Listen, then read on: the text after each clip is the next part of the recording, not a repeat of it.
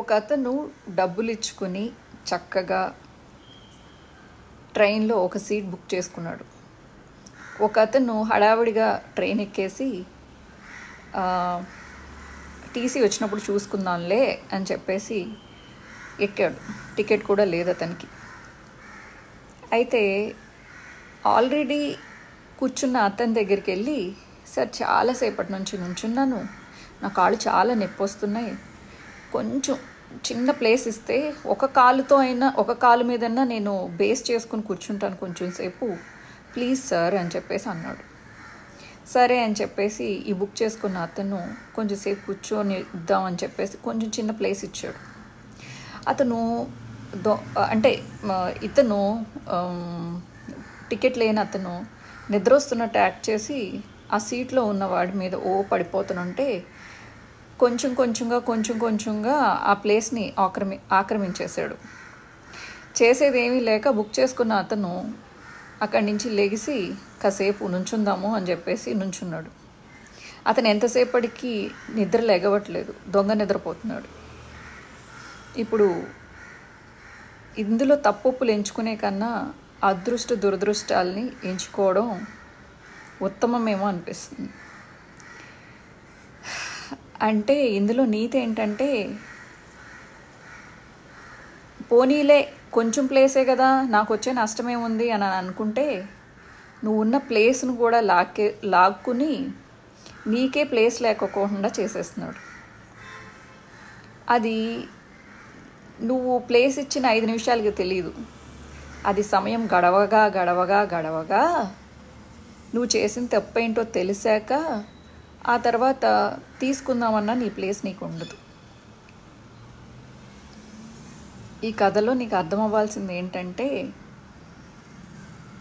నీ కథలో లేదా నీ కెరియర్లో లేదా నీ కుటుంబంలో ఎవరికి కూడా చొరబడడానికి చిన్న ప్లేస్ ఇచ్చినా కానీ వాళ్ళు మొత్తం నాశనం చేసేసి మనది అనుకున్నది మొత్తం లాగేసుకుని వెళ్ళిపోతారు.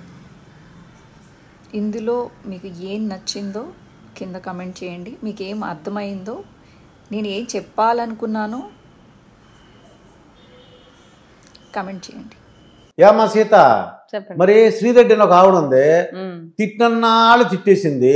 ఎవరిని పడితే మీకు జరుగుద్ది, జూన్ 4వ తారీఖున అవుతుంది, మీకు ఉంటది అలా అంటది. మరి ఏమైందో క్షమాపణ చెప్పిందమ్మా. జగనన్న నన్ను ఏమనుకోవద్దని చెప్పి ఇక్కడ చంద్రన్న, లోకేష్ అన్న, పవన్ అన్న సారీ ఏంటి సార్ వదిలేశారేంటి? సారీ చెప్తే తిట్టేసి. అక్కడ ఏం జరిగిందంటే, ఇప్పుడు అమ్మాయి శ్రీరెడ్డి ఉంది కదా, పాపం అమ్మాయి గురించి మాట్లాడుకోవడం వేస్ట్ కానీ అయితే ఒక విషయం చెప్తా. ఒక ఆడపిల్లకి ఆలోచించా. ఎందుకు అడిగానంటే, అందరికి ఎలా మనిషి ఏంటి ఏమి ఊరుకున్నారేటే అని, అంటే అందరూ ఊరుకుపోతున్నారు. తను మిస్టేక్ చేసినా అక్కడికి వెళ్ళి పాపం చాలా కష్టపడింది కదా జగనన్న కోసం. పాపం అందరి చేత మాటలు పడింది, తిరిగి అందరు తిట్టారు, తను కౌంటర్ ఇచ్చింది, తన నోటిదోలు కూడా ఉంది, తను కూడా అనింది. కానీ పాపం ఇంతమంది ఈ రోజు పార్టీ గెలిచిన తర్వాత జగన్ అన్న అమ్మాయిని అట్ట వదిలేయడం తప్పు కదా. సరే డబ్బులు ఇచ్చి నువ్వు మాట్లాడించిన పక్కన పెట్టు, అది ఎవరికి తెలియదు కదా, నువ్వు అమ్మాయికి ఎంత వేసినవో ఏంటో అనేది మనకు తెలీదు. మా అమ్మాయి యూట్యూబ్ మీద కష్టపడి సంపాదించుకొని వంటలు చేసుకుంటూ బతుకుతా ఉంది. బతుకుతా ఉన్నప్పుడు నీ గురించి మాట్లాడిందా లేదా, నీ గురించి అందరినీ ఎదిరించిందా లేదా? అలా ఎదిరించినప్పుడు ఒక్కసారి నువ్వు ఒక మాట అయినా ఎవరో ఒకరి ద్వారా పోనీ నువ్వు నాయకుడు అంటే నువ్వు చెప్పలేకపోయినావు అనుకో, వేరే వాళ్ళ చేత అయినా ఇలా అమ్మాయి గురించి ఎందుకు ఇలా చేస్తున్నారంటే మాట్లాడొచ్చు కదా. సో దీన్ని బట్టి ఆ పార్టీలో ఉండే కార్యకర్తలు కానీ ఆ పార్టీలో ఉండే నాయకులు కూడా అర్థం చేసుకోవాలి కదా. ఇప్పుడు శ్రీరెడ్డి అంత నోరేసుకొని పైన పడిన శ్రీరెడ్డి గురించే పట్టించుకోలేదంటే ఇంకా మన గురించి బోరగడ్డ అనిలు ఏమన్నా ఒక మాట మాట్లాడినారా? తప్పేం, తను ఓన్ స్టైల్లో చెప్పాడు. సంపేత అలా తెలుసు కదా, బూతులు ఎక్కడ పడతాడు, వచ్చేస్తాను బెడ్రూమ్ కూడా వచ్చేస్తాను అంటాడు. అందుకని ఎంతటి పెద్ద దేవుడైనా సరే ఒక చిన్న ఎంత పెద్ద తప్పు చేసినా దేవుడైనా గానే చిన్న క్షమాపణ అయితే వదిలేస్తల్లా. సో మా బాబు గారు కూడా, పవన్ కళ్యాణ్ గారు కూడా, లోకేష్ అన్న గారు కూడా పాప మా అమ్మాయిని అట్లా వదిలేసినారంటారా? వదిలేసిండారా అంటే ఆమె మాట్లాడిన మాటలు చిన్న ఏం కాదు కదా, పెద్ద పెద్ద మాటలు కదా, ముద్ర మాటలు మాట్లాడింది కదా. సో వాటికి ఇది శిక్ష ఉండాలి.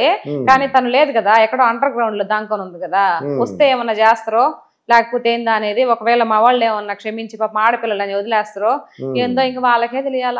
పాప మా అమ్మాయి రాత ఎట్లా ఉందో అమ్మాయి తెలియాలి. అంటే ఏం లేదు, ఆ శ్రీరెడ్డి మాట్లాడిన మాటలకి ఈ ఆడవాళ్ళందరూ కార్యకర్తలు ఉంటారు కదా, వాళ్ళకి మాకు ఒకసారి అప్పచెప్పండి, 1 గంట సేపు అంటున్నారు వాళ్ళు. మరి అంతే కదా, జుట్టు పట్టుకుని ఏం చేస్తాం మీరు చూడండి. అప్పుడు మరి రవకలి పచ్చడి ఇస్తామా, వేస్తే నాకు చెప్తే పచ్చడి చేస్తామా, మీరు క్షమించకండి అంటారు. పాపం వాళ్ళు చాలా బాధపడుతున్నారమ్మా. నేను వాళ్ళతో మాట్లాడుతుంటాను కదా, ఇటు వదిలేస్తున్నారు ఇటు మా చంద్రబాబు గారు.